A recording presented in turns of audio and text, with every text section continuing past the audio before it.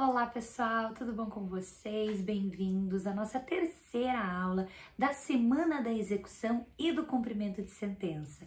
Na aula de hoje, a gente vai conversar sobre a liquidação. Nós vimos nas aulas anteriores as noções gerais do procedimento executivo, seja a execução enquanto processo ou a execução enquanto fase executiva dentro do processo de conhecimento. Vimos os requisitos exigidos para a execução, a existência de um título executivo, judicial ou extrajudicial, a existência de uma obrigação ao mesmo tempo certa, líquida e exigível para que se possa implementar o procedimento executivo. E hoje, então, a gente vai conversar sobre a liquidação. Muita gente fala em liquidação da sentença, mas na verdade a liquidação ela pode ser tanto de um título extrajudicial, eu posso liquidar um contrato, por exemplo, um contrato de prestação de serviços que não tem um valor certo a ser cobrado, ou onde as partes estabelecem que o valor será liquidado ao final, né? Então não se tem especificamente um valor a ser cobrado, precisa ser liquidado. E no âmbito judicial, essa liquidação pode ser tanto da sentença, quanto da decisão interlocutória, liquidação de um acordo, lembrando que nós temos vários títulos executivos judiciais previstos no artigo 515. E o que significa, então, liquidação? A liquidação, ela também é uma fase dentro do processo já existente. Claro, se você for liquidar um contrato, você não tem um processo prévio, então você vai ter que fazer uma liquidação apartada. Mas se você quer liquidar uma decisão interlocutória que já transitou em julgado, uma sentença que já transitou em julgado, dentro daquele mesmo processo onde se estabeleceu aquela relação jurídica, é lá que você vai fazer a liquidação. Então, a liquidação, como regra, ela é uma fase cognitiva dentro do processo de conhecimento. Não é fase executiva. A execução é só quando você já vai exigir o cumprimento, que é o cumprimento de sentença. E a liquidação consiste única e simplesmente em encontrar o valor da obrigação de pagar ou encontrar o objeto da obrigação de entrega de coisa, encontrar o que a parte precisa fazer ou deixar de fazer nas obrigações de fazer e obrigações de não fazer. Então, liquidar é encontrar o objeto da obrigação. A gente tem que ter muito cuidado com a liquidação em razão do seguinte: se aquela decisão que já transitou em julgado e você quer executar, ela não foi corrigida monetariamente, então vamos pensar que o juiz proferiu uma decisão em 2010 e essa decisão de 2010 teve recurso, o tribunal manteve, ela transitou em julgado só agora, vamos supor. Então é aquele valor de 2010, hipoteticamente R$100 mil em 2010, que eu vou executar agora por meio do cumprimento de sentença. Se você estiver diante dessa situação ou uma situação semelhante, não é o caso de fazer liquidação. Por quê? Basta você pegar aqueles R$100 mil de 2010, colocar num cálculo de correção monetária, aplicar o índice e hoje você vai encontrar um valor corrigido. E de cara você vai fazer o cumprimento de sentença com base nesse valor corrigido. Então não é o caso de fazer a liquidação porque você sabe qual é o valor. É R$100 mil. Ah, mas é R$100 mil lá de 2010. Não tem problema, é só corrigir. Então, quando você precisa corrigir monetariamente, quando você precisa muitas vezes alterar a questão de moeda, isso acontecia muito antigamente, até a elaboração do plano real, então tinha moeda antiga com moeda nova, nada disso é âmbito de liquidação, é só atualização de cálculo. E mera atualização de cálculo não enseja liquidação, é cumprimento de sentença direto, juntando o demonstrativo de cálculo atualizado. Então, a liquidação é quando você não tem valor. E você deve achar um pouco estranho essa inexistência de valor numa sentença. E, de fato, soa um pouco incomum.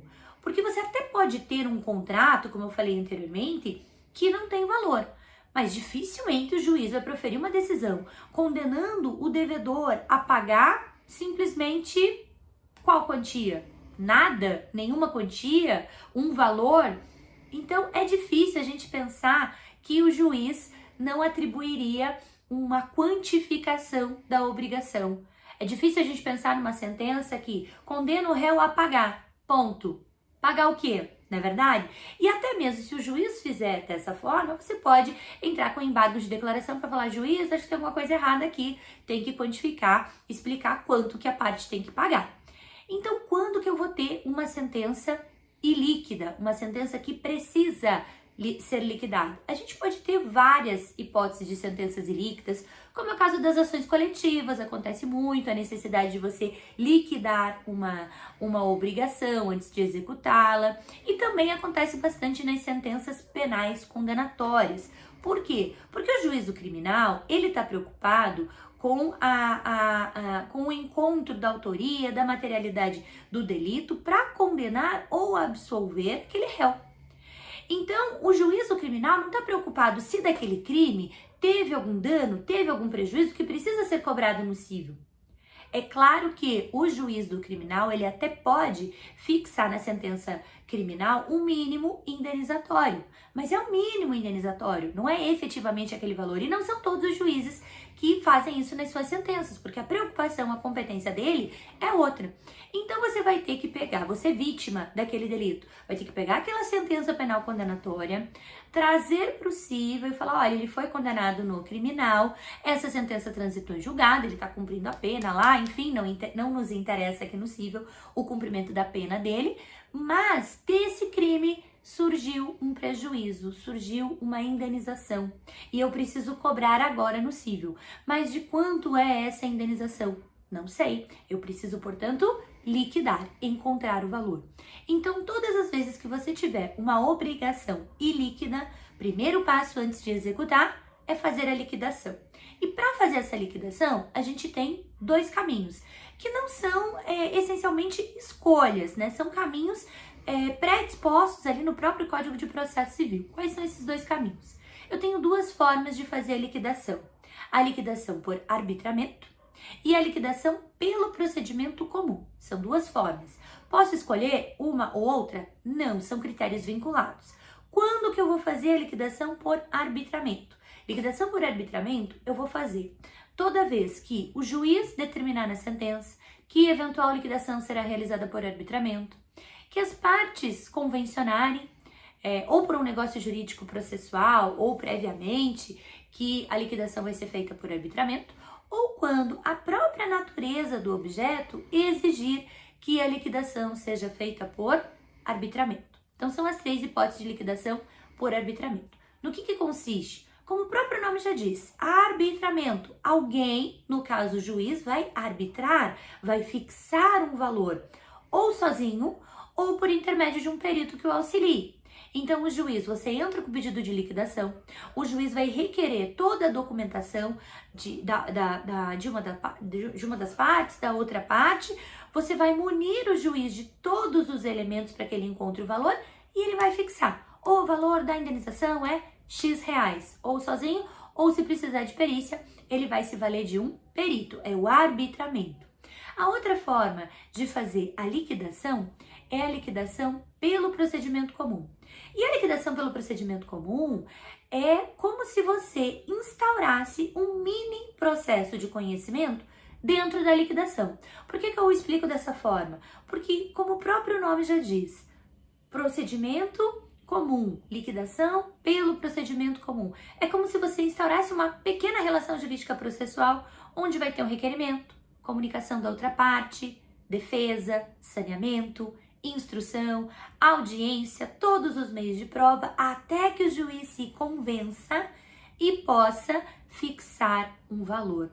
Então, a liquidação pelo procedimento comum, ela vai ser um pouco mais demorada, ela vai ter uma carga instrutória muito maior. E ela vai acontecer quando? Em qual hipótese? Quando houver a necessidade de provar fato novo. E é justamente em razão dessa necessidade de prova de fato novo que se exige um procedimento liquidatório um pouquinho mais demorado, um pouquinho mais aprofundado cognitivamente, para que o juiz se convença daquele fato e possa proferir decisão. Então, liquidação por arbitramento, quando o juiz determina, quando as partes convencionam, quando exige a natureza do objeto, e liquidação pelo procedimento comum, quando houver a necessidade de provar fato novo. Liquidei.